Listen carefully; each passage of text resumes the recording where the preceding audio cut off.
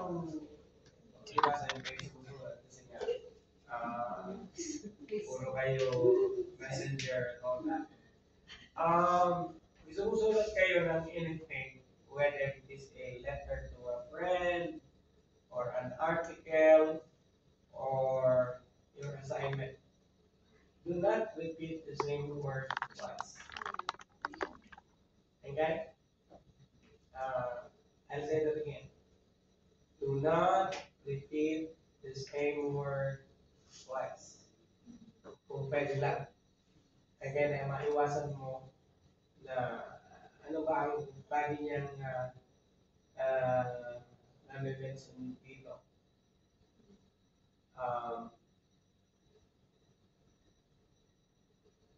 Okay.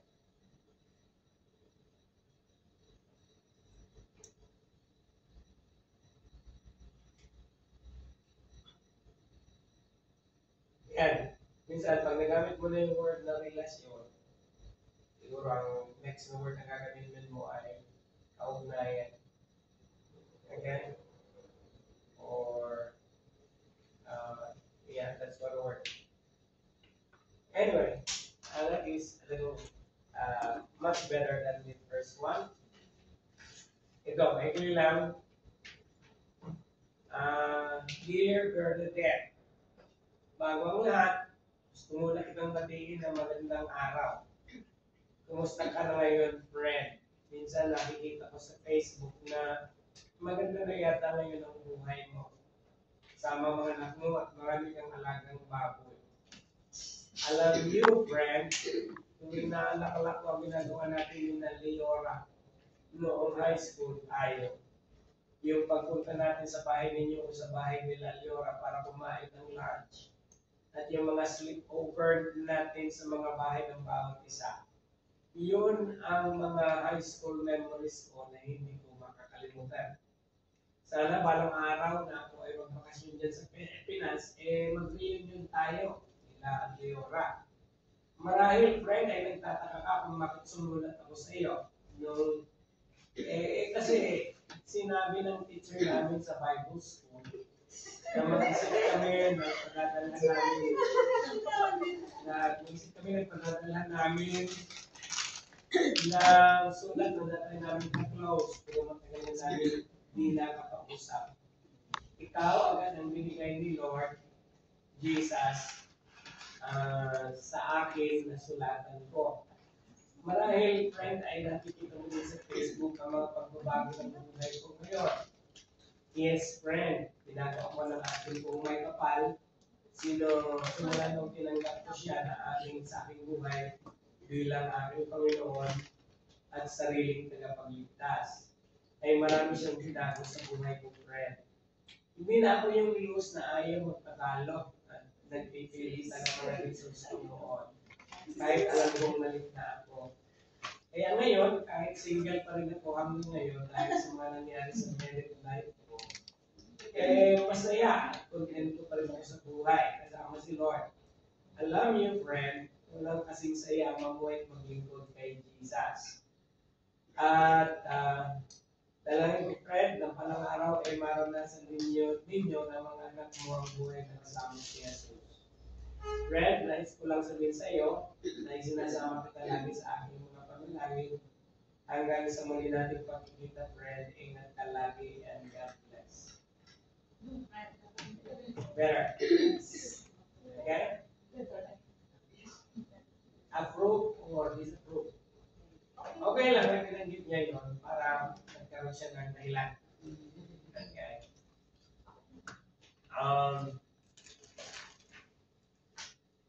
That is also good and it's short.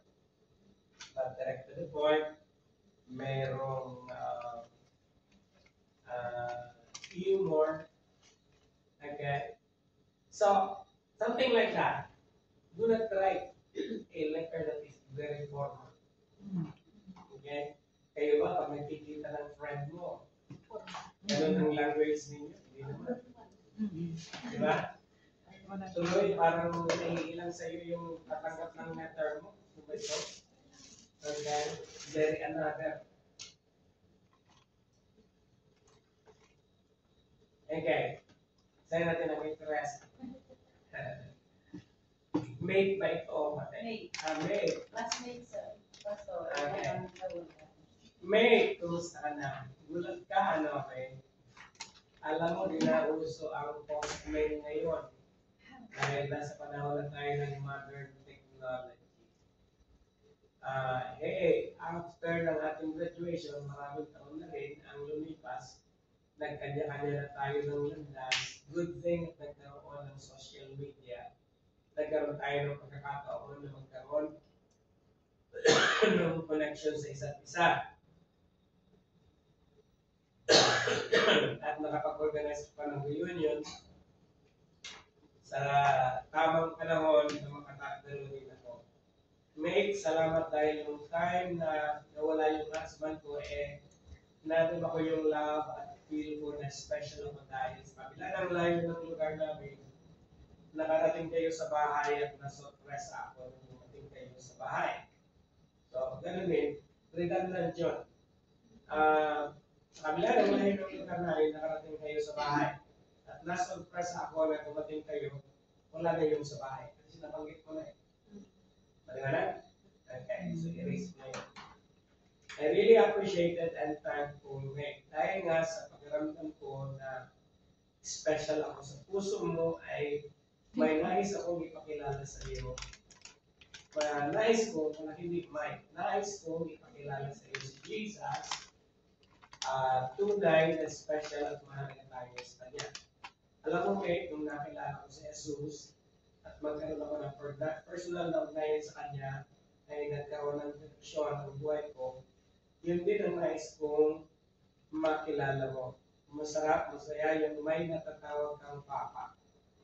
Siya yung hindi nag-iiwan at tapat sa kanyang mga pangako. Mahal na mahal niya tayo. May problema man na hinaharap, nagiging magkaan dahil may nakakaagapay na tunay na sa buhay natin ang kailangan natin ay si Jesus. Siya yung kapuluan sa lahat ng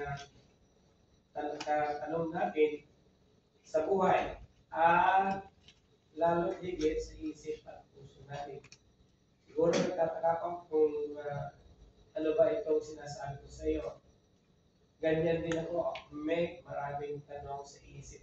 Pero ang lahat ng tanong, isa lang ang sagot. Si Jesus.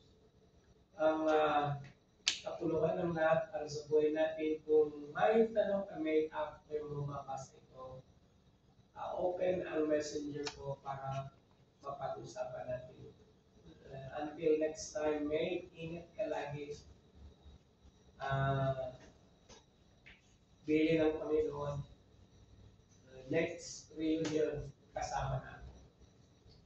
Ingatan ka naman lagi ng Panginoon at bigay ang kalakasan sa araw-araw. Okay? Okay. Ito naman. Dearest Marlies, it's been so long since we last spoke. I've been thinking about you a lot lately. I hope this message finds you well and that life has been kind to you since we last connected. So much has happened since we last talked, and there's something important I'd love to share with you, something that has truly transformed my life. Over the years, I've experienced profound change in my heart and perspective. I've come to faith in Jesus Christ, and it's been the most incredible journey. It is hard. It's hard to put it into words, but learning about Jesus, His birth, His death, and His resurrection has completely reshaped how I see the world, myself, and my purpose. I've always believed in God, but understanding the depth of Jesus, love and sacrifice, has brought me peace and joy I never knew before.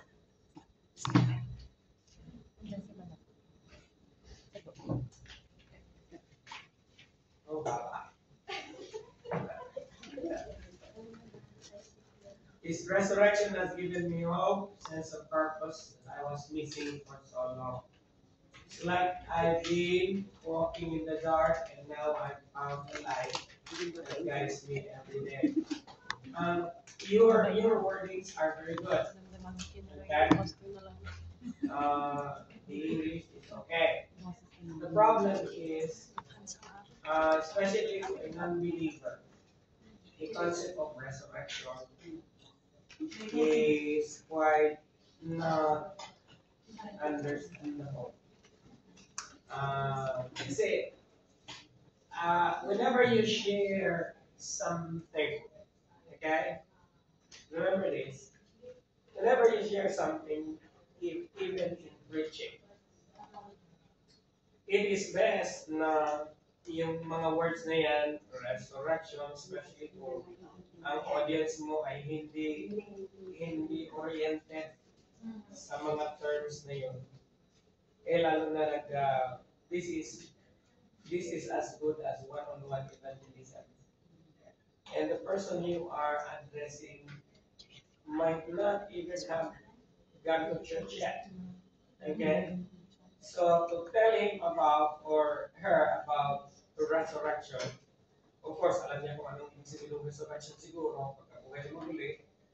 But then again, the concept itself, the theology behind it, is unknown. So, it is better to dwell on the promises of God.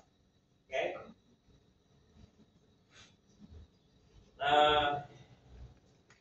Dwell on the promises of God, the assurance.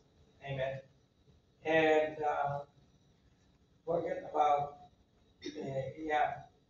kung pwede nga lang, babanggit ng particular verse in Scripture. Kasi turn off yun. Hello? Especially on a one-on-one evangelism, turn off yung verse. Bakit? Kasi a lot of the people that you evangelize has not even read the Bible in their life. Lalo na sa panahon ngayon. Noong unang panahon, siguro medyo lahat ng bahay may Bible pa. Hello? Yes po. Di ba? Mga nakalagay sa, familiar sa mga taong bahay na may Bible, pero hindi pinabasa. Okay. Ganun din ngayon. Ngayon, wala na yung tradition na gano'n. Ngayon, lahat, pati Bible, nasa mobile phone. A lot of them doesn't download that because they're not going to read it. Not interested. And so if you introduce it, 1 Corinthians chapter so and so, verse 1 and 1, and it's nothing to them. So better dwell on who Jesus is to you, His promise in your life, and the assurance that you have. You can mention about death, and you can mention about the afterlife, and yun, maintindihan nila yun. Kasi lahat naman tayo mamamatay. It is something that everybody is going to experience anyhow. But is there life after death? And that is a question that you need to answer very delicately. And alam nyo, God works. First and foremost is when His name and His Lordship is being introduced. Mahalaga sa evangelistic effort is the presentation of Jesus and His Lordship and what He did on the cross of Calvary. Kung may time pa. But then again, that's another thing that mahirap pasukin because you are just introducing the name of Jesus to a newcomer. Okay? So, this faith has been such a source of strength for me especially in the challenges of life. Taught me to forgive, to love others more deeply, and to trust in God's plan even when things feel uncertain. I found a community of believers who have supported and encouraged me.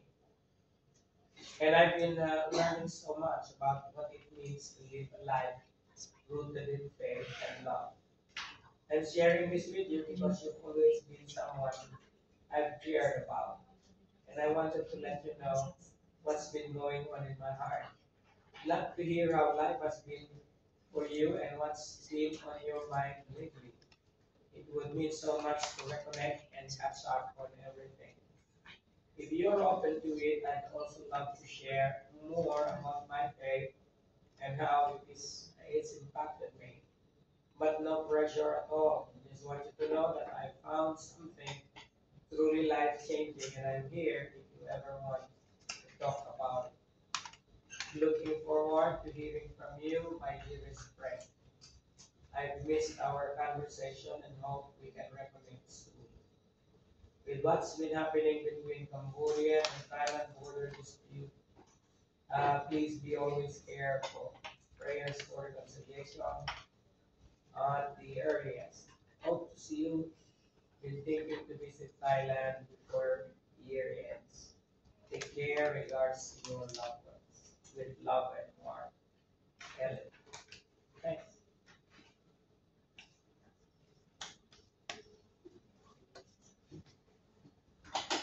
Ito naman kay Marlo. Ito nobela.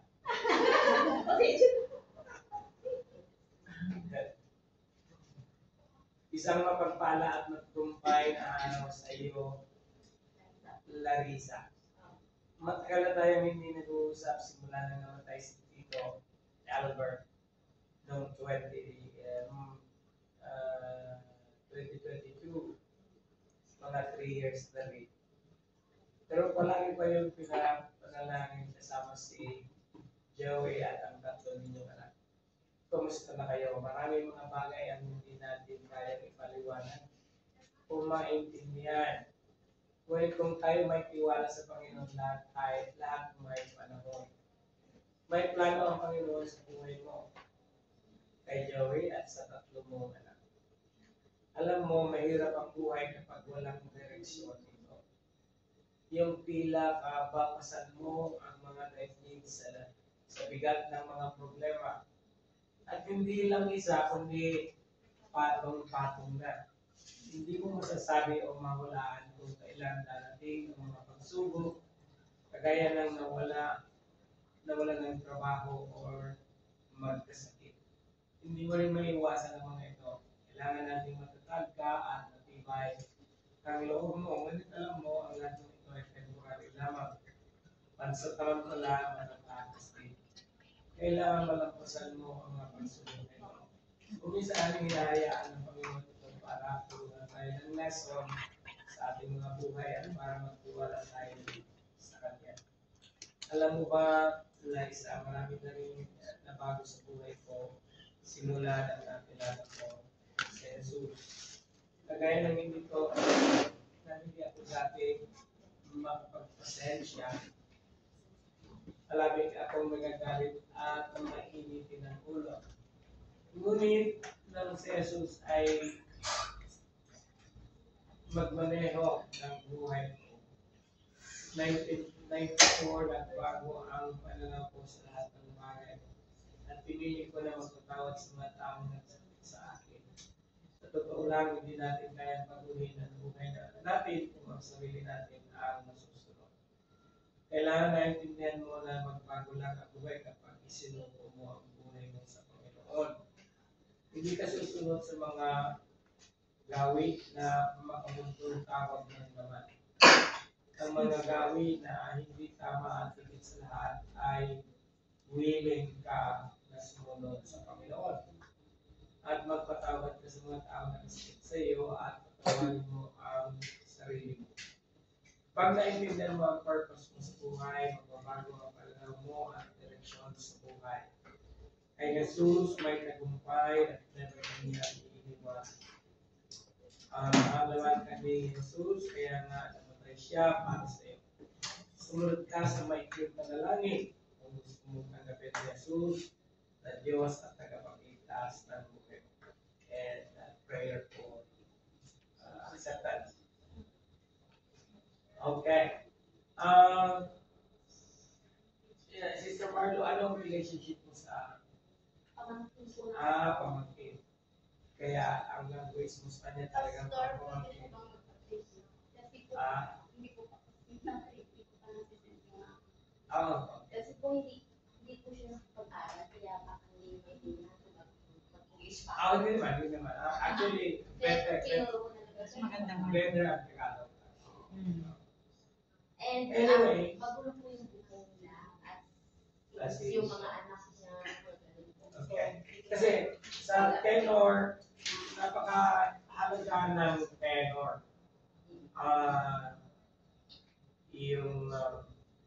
Dahil ang relationship niyo ay tiya kanya sa kapamangkin, at lalo na kung may pinagsamahan na kayo, mas magaling yung matanggap yung tenor ng yung letter kesa sa mga galing sa anyway, that is okay. Ano yung sabi mo? Pwede pa mag-update. Mamaya, pagkatapos.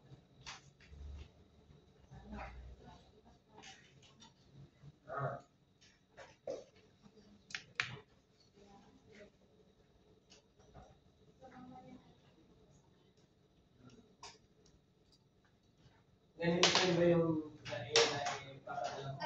Hindi po, copy po, sir. Copy ito. Pwede ito na lang din po basahin ko para sure.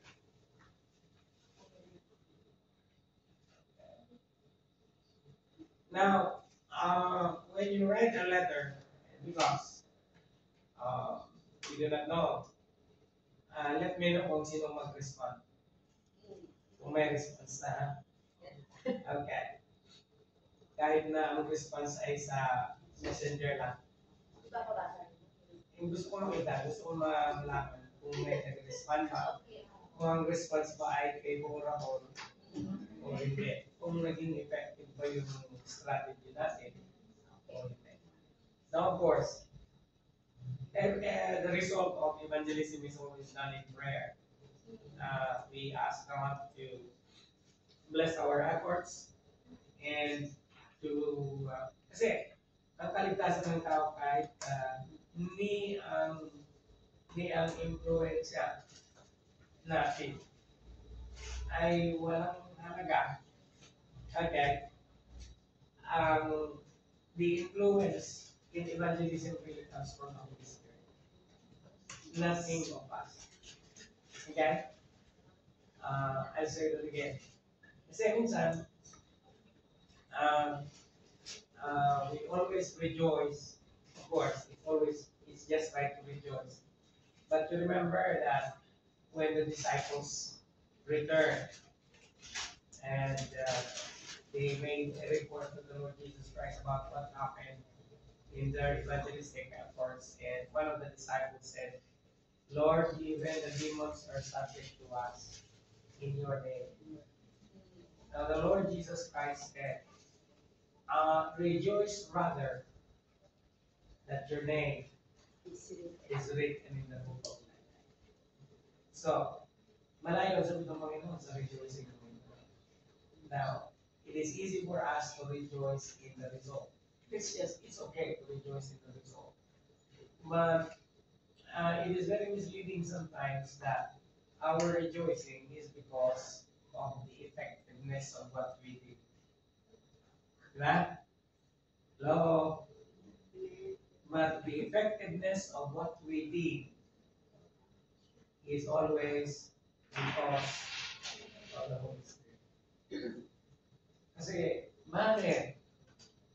Alam niyo ba na every time we do an evangelistic work, all the forces of the supernatural in heaven and on earth are involved. Okay? So, nandiyan na yung distraction, nandiyan na yung pipigilan tayo ng all the forces of darkness. After all, the enemy doesn't like anyone to be saved. Hello? Kaya, dependent tayo, it's a mystery to me na anything happens at all. Because kung tayo lang ang gagawa, wala talaga ito. So dahil ang Panginoon na siyang nag-utos sa atin na mag-evangelize, siya rin ang utos sa buhay ng bawat at sa lahat ng strategy na meron tayo. Kaya napakahalaga ng dependency. Di ba? Okay lang kayo. Okay lang. So, buhay na ng ilaw. Dearest Janine.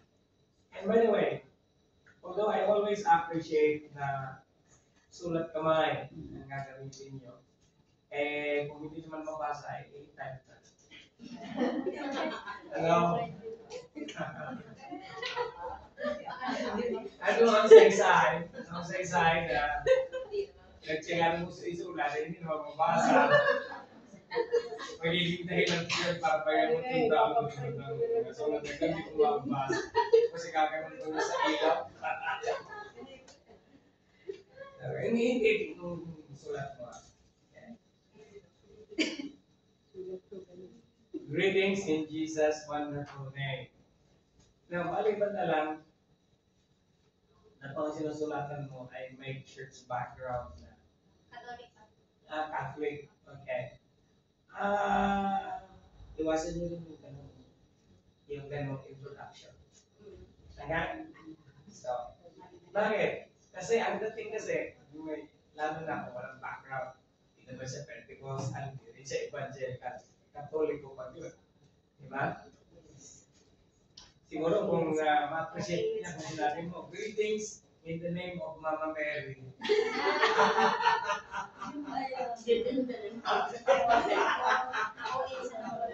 Or sinabi mo, greetings in the Sacred Heart of Jesus. Kasi yung mahalaga yung background ng nakausap mo. You understand?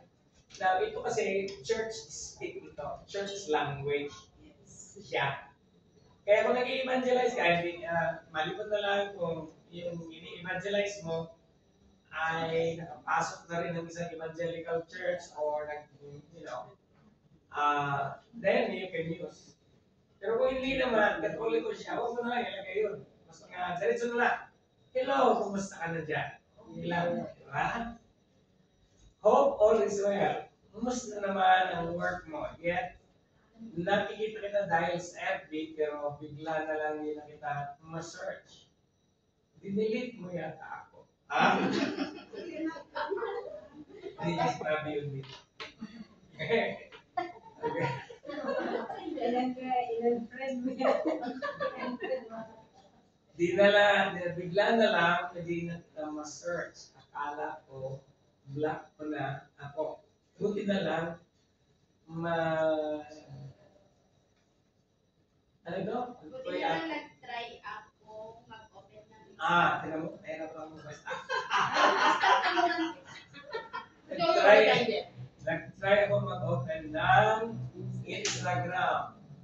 At yun, 10 minutes active.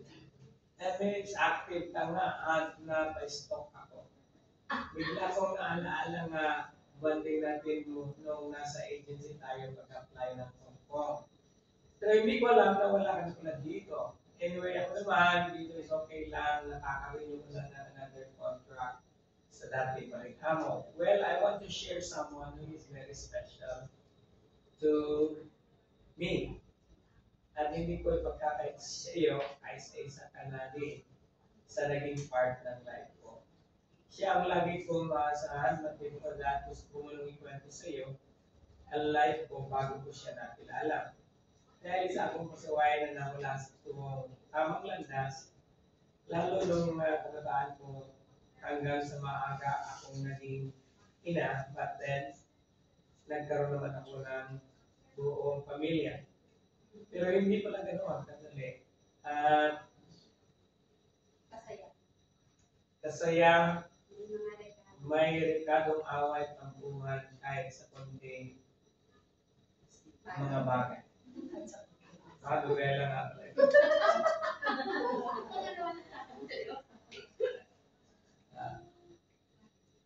Kaya naisipan ko mga broads sa Lebanon para makaiwas pa. Pero 3 years lang, tapos ko nag-try ako dito sa HK. So ayun, hanggang nagkakilala tayo. Salamat nga pala sa mga short memories. Kaya gusto ko siyang ipakilala sa iyo, yet I'm sure narinig mo na ang ngalan niya or kilala mo na siya. Siya ang tumubo sa aking kasalanan at hindi lang para sa akin, kundi para sa sanlibutan. Naipako siya sa cross, naghihirap at nagtiis para lang sa lahat. Niyakap niya ako sa aking karamihan at inilig niya ako nang hindi kayang tumbasan. In my every journey on the road, He is watching. In my troubled times, He is calling. I'm lost but not forsaken. Kaya ayaw ko siya ipag-pray sa iyo. I can also call Him my best friend. He is always my Lord and Savior. His name is Jesus. Jeline, alam mo, sobrang binago ni Lord ang buhay ko from sinner to believer. You know what little trials without God can break me, but big trials with God can make me stronger. Sobrang napaka-faithful ni Lord sa akin, Jel, at sa aking family. Sa tuwing wala na ako, hindi ako nag-worry because I trust Him that He will provide all my needs. He is also the source of my strength. Alam mo, masarap na mailap sa Kanya at napakasaya maglingkod sa Kanya. Nandiyan ang joy na kailanman hindi nawawala. Nag-aaral na din ako sa Bible School. Jel, God is so amazing. His grace is sufficient. He is more than able in every situation. Looking forward na maging best of friend mo din siya. Hope this letter inspired and encouraged you. You want to know more about Jesus? Feel free to message me on my Instagram or in my WhatsApp number. Take care always there, and I want you to know I will pray for you. God bless you in all aspects of your life. That's nice.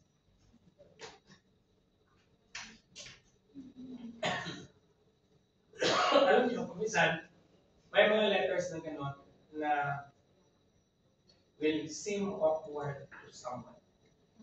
But because may pinagsamahan na kayo, you can relate. And she, I hope, can relate as well.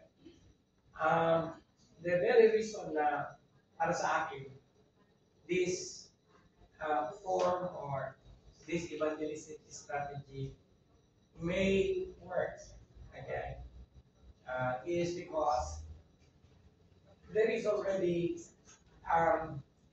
according to research, ng maraming nagre-research, friendship evangelism is the #1 way in evangelistic efforts. Naliligtas ang isang tao dahil may kaibigan siya na nag-invite sa kanya. Or may kaibigan siya na nag-share. Kasi, ang magkaibigan kasi meron ng one. Okay? There is no sense of rejection already. Kasi magkaibigan kayo eh. Diba? Tumanggap siya, mabuti. Kung hindi, kaibigan mo pa rin siya. Okay? Unlike with someone na wala kang relationship. Okay? Now, notice that I was saved because my aunt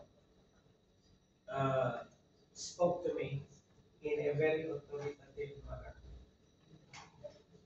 Now, kung ibang tao yun, I'm going to really be stopped. Eh dahil iyahin ko yung nagsabi sa akin and mayroon namang credibility. Kahit na yung sinabi niya kung sa ibang tao ay nakakadalas yun. Ah, kasi direkta, walang introduction. Hindi katulad ng mga letter nyo, may introduction. Anak, mga ganun. Okay? But because we shared the same family name, hello, Yeah. I can tolerate her. And in fact, I respect her because she's my aunt. And mayroong force. Ganun din sa friendship. Meron tayong natawag na friendship evangelism. There is no better way to evangelize than your friends. Why? Well, number one, because you have a bond already. Number two, there is no hesitation. Okay? I don't know why some nag-hesitate na sabi sa kanilang friend. Then number three, the rejection is limited. Okay? Kung ikukumpara mo ang rejection rate sa mga hindi mo kilala na i-evangelize sa kakilala mo, malayo ang disparity. The people that you are friends with would seldom reject your invitation. Hello? So, always remember this. You have a lot of friends. The problem now is the closeness between friends are different now than before. It's because of Facebook. Okay? So, actually, Facebook has not brought us closer. Hello? Why? Because what we have is FaceTime. Okay? What we have is pictures. We have less and less interaction, live interaction. Okay, face to face. And the language is different. Nawawala yung intimacy. So, treasure your friends that you still see on a regular basis every Sunday. And I think you will stand before the judgment seat of Christ. And He will ask you, why did you not share me to your friends? Na alam ng Panginoon na ang rejection percentage ay very low when you have a relationship already with someone. Then why didn't you tell them about it? Actually, when I came home, I remember our assignment, and maybe this week I'm going to write all my friends on the classical, no? Nag-reunion kasi kami few years ago, and I can write them. Okay? Maybe I will send them a personal message in Messenger. But the only reason why I told you to write it personally because in doing that, you begin to understand how to approach a person. Okay? Evangelism cannot be learned by 1, 2, 3. No. Kasi ang evangelism is different in every situation and different between friends. Okay? Ang ganda sa friendship evangelism is this. You know how to approach the person because you know that person. Meron kang idea, likes and dislikes. You know the timing. You know the temperament of that person. And another thing is, you already have a bond. Okay? Anyway, so much for that. Meron pa kasi nung kay ate. Ah. Ate Joy. Any nito? One. One more is enough. Okay. Ito Dire-diretso na lang. Dear Ibita, kumusta ka na, friend? Dalawang dekada mahigit na ang Yan yung nakalipas. long lost friend. Simula nung huli tayo magkita. Na-miss kita sa totoo lang. Lalo na yung bonding natin nag-aaral tayo sa Baguio. Parang kapatid ang turing mo sa akin, and all those memories I treasure in my heart. Ako ay sumulat sa iyo, friend, dahil naisip kita at nais kong ibahagi ang isang taong espesyal sa buhay ko na siyang gumawa ng malaking pagbabago sa aking buhay. Natutunan ko ang patungkol kay Jesus at ang walang subaling pagmamahal at pagpapatawad na inalok niya at talagang ako'y namangha. Mula na magkaroon ako ng tunay na relasyon at sumunod kay Jesus, nag-iba ang aming pananaw sa buhay at naging malinaw sa akin ang layunin ko sa buhay. Nadulot ng aking pananampalataya kay Jesus. Siya ang aking Panginoon. He sustains me, hindi niya ako iniwan at pinabayaan. Yes, I used to struggle with many things in life, but through prayer and His grace, I found strength and hope. At naniniwala ako, Fred, gagawin din niya sa iyo ito. I love you and I am praying for you. At umaasa ko ito yung simula ng ating communication. Okay? Short but direct to the point.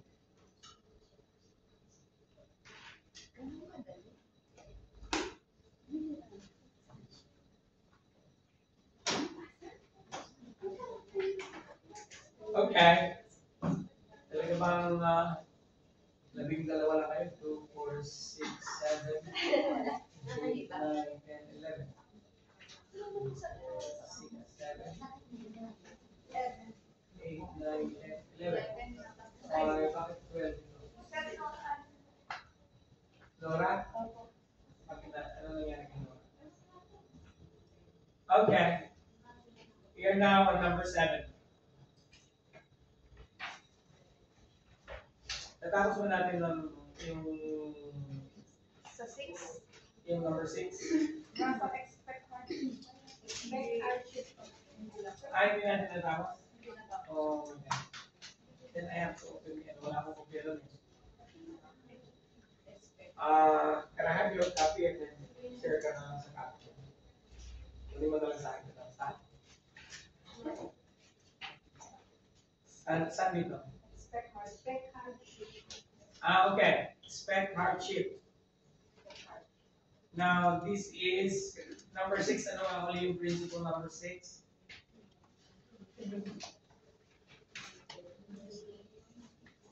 Delegation. He assigned them work.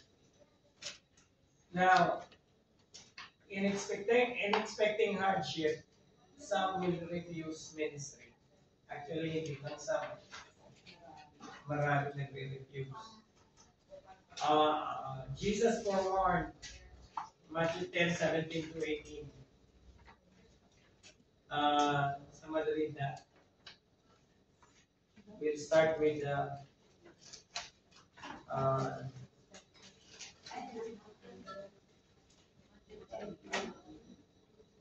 we'll start with says Matthew 10:17 and 18.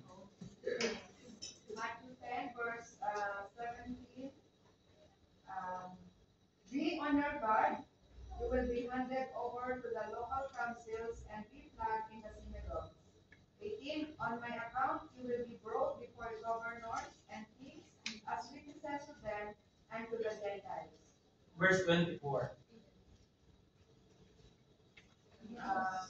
The student is not above the teacher, nor a servant above his master. Okay. So ito yung mga times of rejection of your ministry. So Jesus was called Beelzebub, and his disciples would expect the same. Alisin nyo na yung his, and they could expect the same. Matthew 10:22 and 25. Now Jesus promised company. God would never desert them. The Holy Spirit would enable them. So Matthew 10:20, 21. Next, Teresa.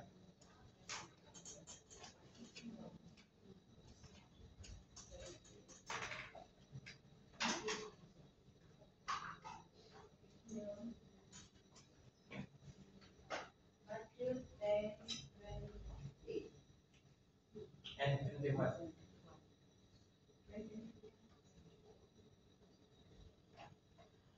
For it will not be your speaking, but the spirit of your Father speaking through you. Brother will betray brother to them, and the father his children, and the father his children will rebel against their parents, and have them put to death. Okay. So, these are troublous times. But Jesus promised the company of the Holy Spirit. Jesus also assured glory. They will be remembered in heaven. Matthew 10:32. Matthew 10:32. Whoever acknowledges me before men, I will also acknowledge him before my Father. So beware of the enemy. Be as wise and harmless as doves, a sheep in the midst of wolves. And that is Matthew 10:16. Anyway, now what we have with us is a dividing gospel. Jesus reminded them of the decisive nature of the gospel invitation. Actually, that is not decisive but divisive. Can you change the word? Hindi siya decisive but divisive. Naghahati, divide. From the word divide, divisive.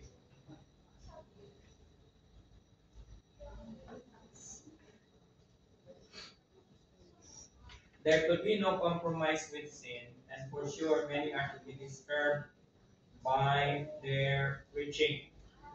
Please read Matthew 10, next reader. Janice 10:34-38.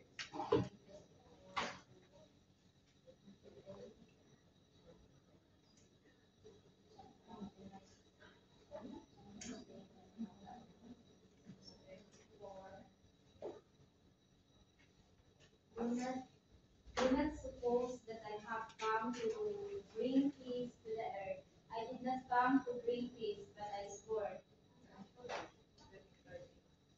For I have come to turn a man against his father, a daughter against her mother, a daughter-in-law against her mother-in-law.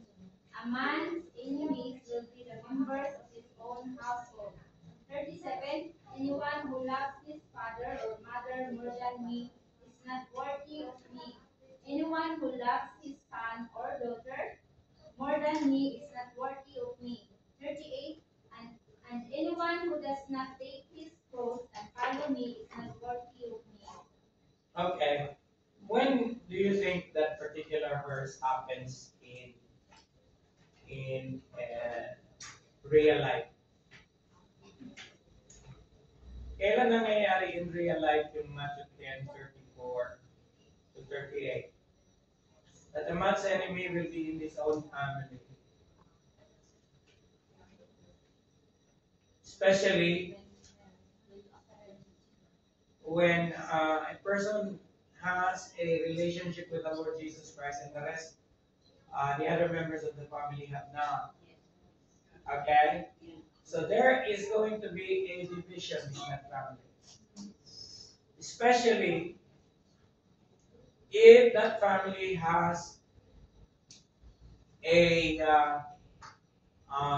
different belief system.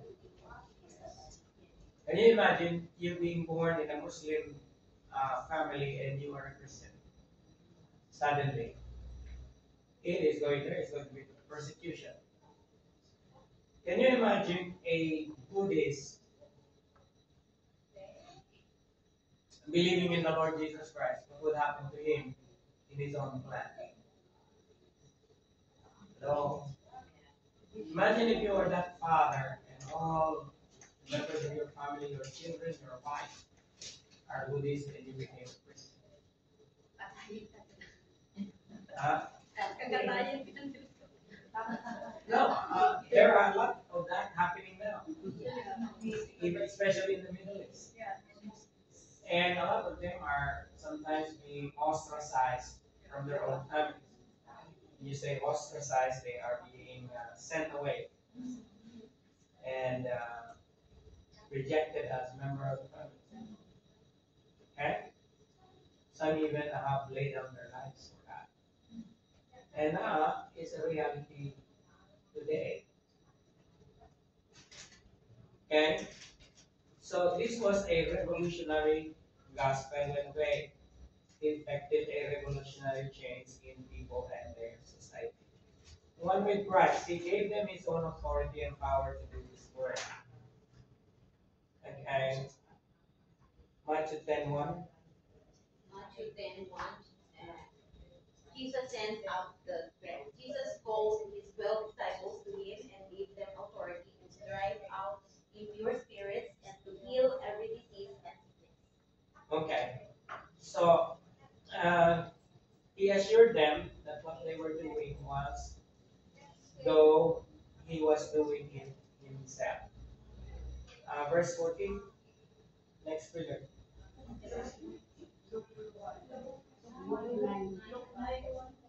Look 9:1, the same lang yan.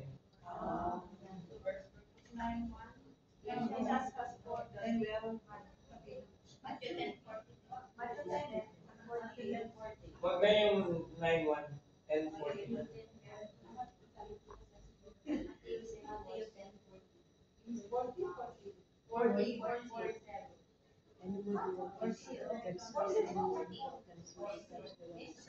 Anyone who welcomes you welcomes me, and anyone who welcomes me welcomes you.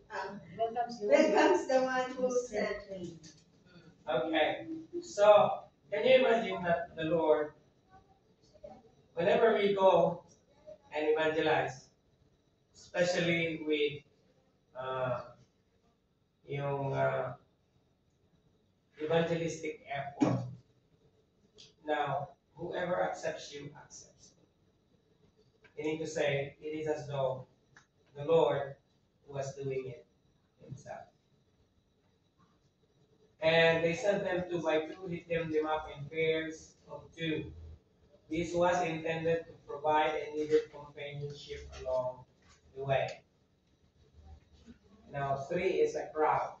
2 by 2 is okay. Yeah. They could help one another when adverse circumstances needed them. And they departed and went throughout the villages, preaching the gospel and healing everywhere. Luke 9:6. Next reader. Luke 9:6. So they set out and went from village to village, proclaiming the good news and healing people everywhere. They were finally started in the active ministry of Christ on their own. So as the disciples went out, the master likewise departed thence to teach and preach in their cities.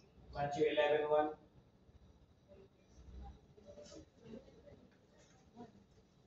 Matthew 11:1. After Jesus had finished instructing his 12 disciples, he went on from there to teach and preach in the towns of Galilee. So, ngayon kasi, every Sunday, pag pupunta ka sa Central, there are a lot of Filipinos in Times Square or in the Plaza, in the Victoria Park. And way back when I first came here in 1997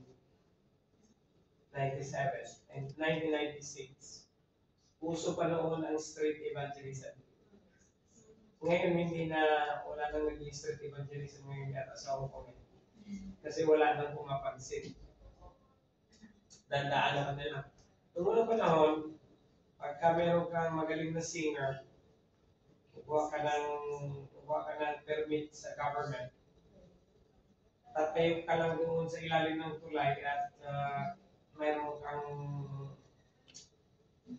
ay doon sa Blackman pala at mayroon kang magandang ano to, loudspeaker, may kakanta, a lot of people are going to gather already.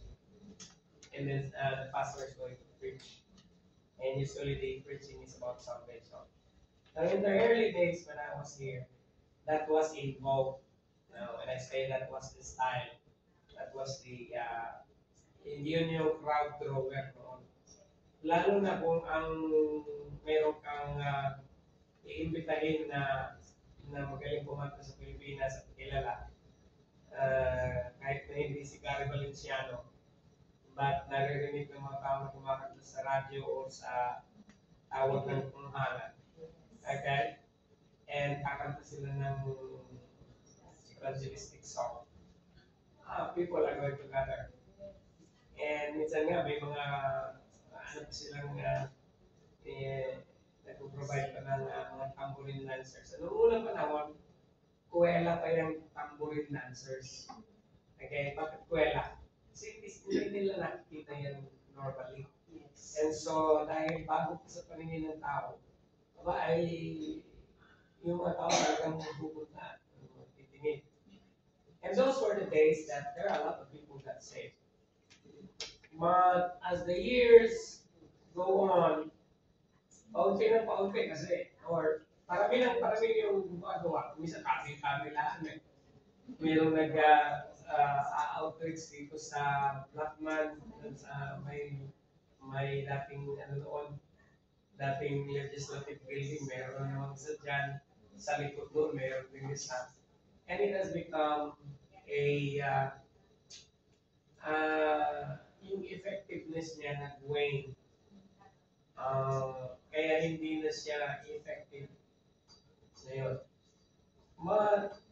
Walang mapagsasabi na hindi effective or effective. Nagkakatalo lagi sa prayer. Okay? Kasi, madalas, nag-i-evangelize tayo, walang season of prayer. Basta ayaw na lang ang ayaw. Diba? Okay. The mission of 70 others were sent out again by two to witness. They included the original 12. The instruction given were the same as those delivered earlier to the 12. One reminder was that they were going into every city and place where he himself was about to come. They were to be forerunners for their Lord, and they had no previous knowledge about it. So, pupunta sila sa isang lugar na kung saan dadaan ang Panginoon doon. So, para silang forerunners. Meaning to say advance party. Okay? Now, in many places today in the Philippines, what I see is that is most effective in gathering people. Kasi laging problema ng evangelistic ministry is how to gather people. Okay? Maraming nagdadala ng medical mission teams. Libreng bunot, libreng huli, libreng check-up, lahat libre. Okay? And so people will come from different, mga malalayong lugar. Doctors will perform their thing. And before or after that, the minister of the gospel is going to speak. The Lord Jesus Christ. So, that is also, and if their efforts are effective, yung medical mission, marami kasi nagme-medical mission na walang thought of planting a church. As kind of medical mission na. Sayang yung panahon. Kasi, pag mag-medical mission ka na rin lang, sama mo na yung pastor, mag-stay na kayo ng ilang araw doon, ilang linggo. Tapos na yung medical mission, pero yung ang goal is makapag-win ng church. So, yung mga naka-ranas or naka-receive ng medical mission, especially those who have been prayed for, especially those who have accepted the Lord as Lord and Savior of their lives,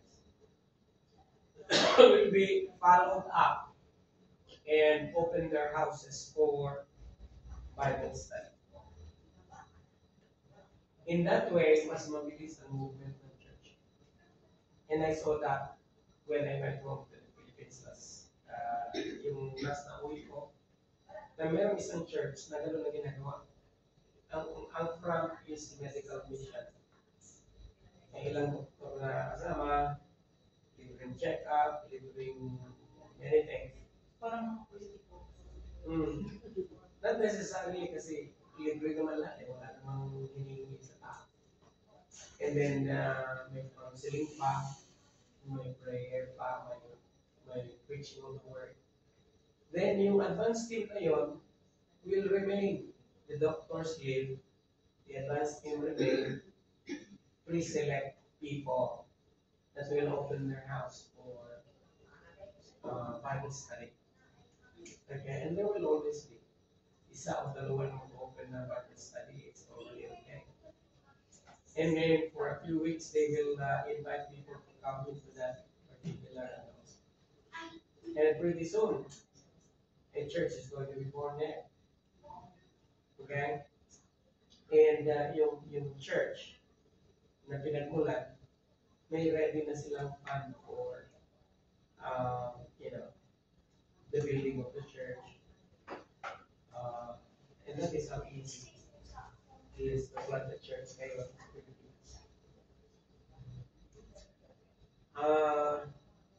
Since I am going around every time I go home, I go around to at least 3 or 4 churches. I have seen the growth of church in the Philippines so fast. In fact, namumroblema ang mga churches ngayon kung sinong ilalagay ng pastor. Napakaraming church na walang pastor. Okay. Kasi ang nangyayari ngayon, bukas ng bukas. Kasi ang trust, lalo na sa Assembly of God is 10,000 churches before the year 2030.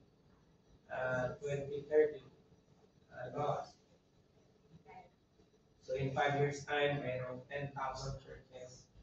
And each church is given a vision of planting at least 3 or 4 or 5 churches in 5 years. Hopefully. Okay? And that is exactly what, kung i-replicate natin itong ginawa ni Lord, ganun din ang dapat na mangyari sa kahit.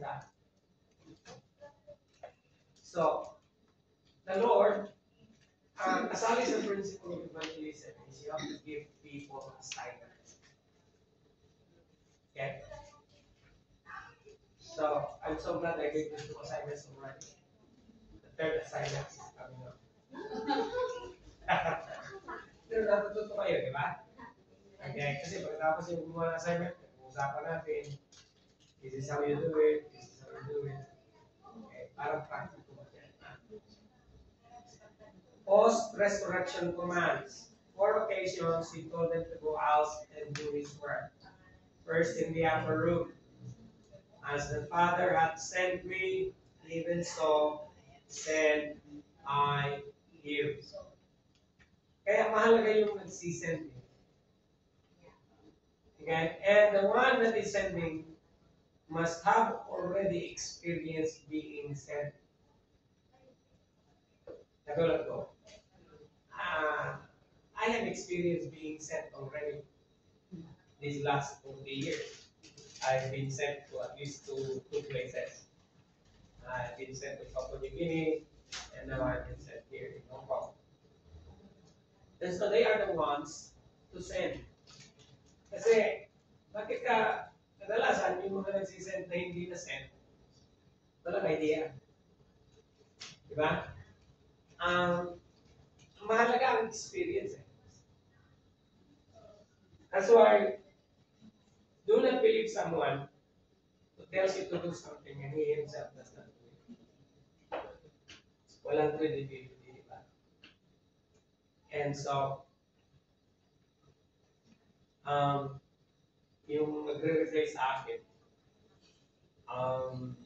katulad ng maraming pastor, and I cannot fault you because that is how I behave also during my first assignment sa Papua New Guinea. I keep on asking a lot of questions.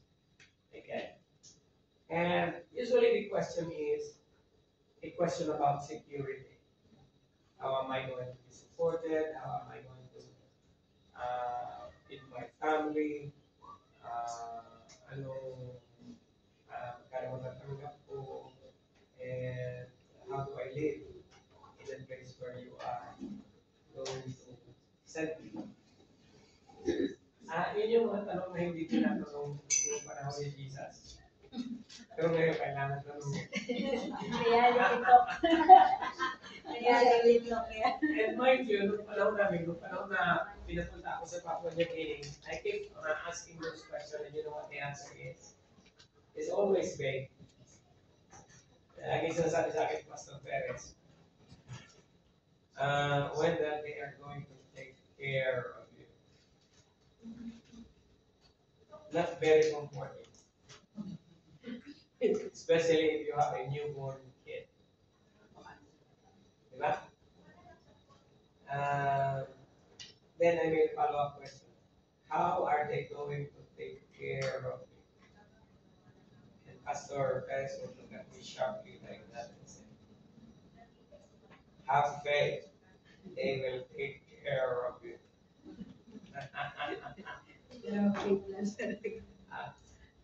Tapos nung nagpunta kami, wala kaming return ticket. So, sabi ko, batay. Kung gusto mong bumalik pa uwi, hindi ka naman ulit. Baka mag-report kami, those were the days.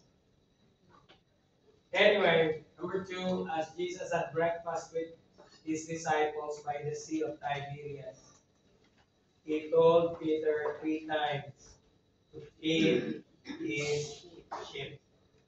Now, exactly what does Jesus mean when he said, feed my sheep?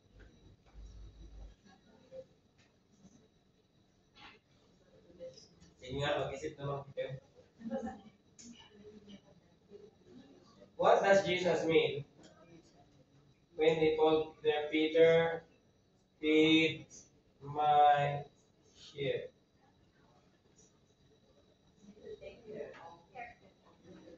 Take care how?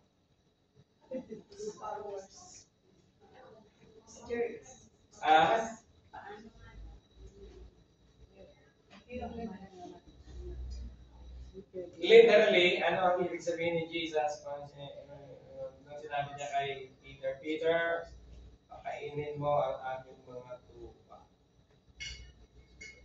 Talking about physical and spiritual nourishment. Actually, it is more of a spiritual thing than any other. The main task of an evangelizer is the preaching of the word. Hello? Kaya napakalaga ng preaching eh. Kasi it is the only thing that feeds the soul. Diba? You are nurtured by the word. You are strengthened by the word.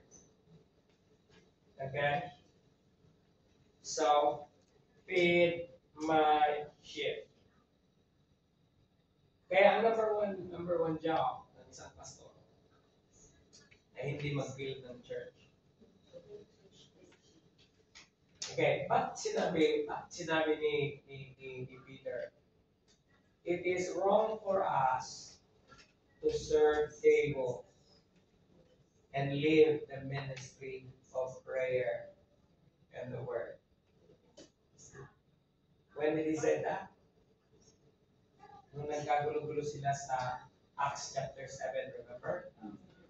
na yung papakain nila sa mga Grecian Jews and mga balo. Eh, salbahe itong mga Judean Jews kasi they neglect the Christian sector na dapat pakainin. Ngayon, para masolusyonan ang problema, nag-assign sila ngayon ng mga deacons na siyang magsiserve ng food na walang favoritism. Ngayon, sabi ni Peter, abay, ito muna kami misali dyan sa pag-distribute ng food. Diba? Because it is not right for us to serve tables. Meaning to say, hindi maganda na kami ay mag-waiter tapos iiwanan namin ang ministeryo ng salita ng Diyos at panalangin. Kaya ang number one job ng pastor ay hindi management. Preaching of the word. Okay? Okay.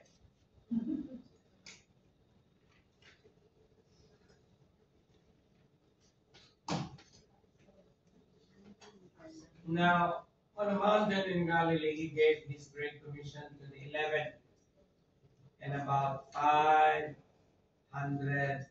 brethren.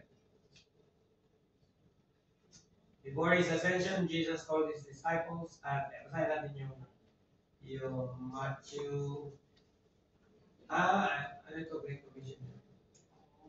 Before his ascension, Jesus told his disciples that repentance and remission of sin should be preached in his name unto all nations, beginning from Jerusalem.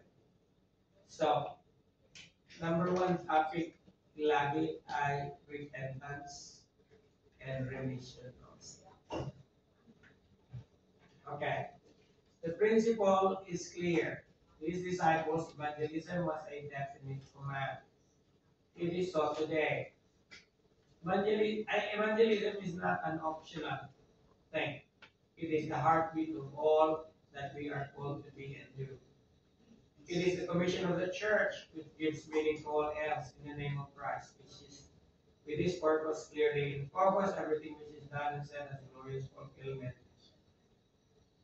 of God's redemptive purpose, educational institutions, social programs, hospital, church meeting of any kind. Everything done in the name of Christ has its justification in fulfilling this mission. Principle applied today, this ideal must be given tangible expression by those who are following the Savior. The best way to be sure that this is done is to give practical work assignments and expect them to be carried out. This gets men started and where they already have seen their work demonstrated in the life of their teacher. There is no reason why the assignment cannot be completed.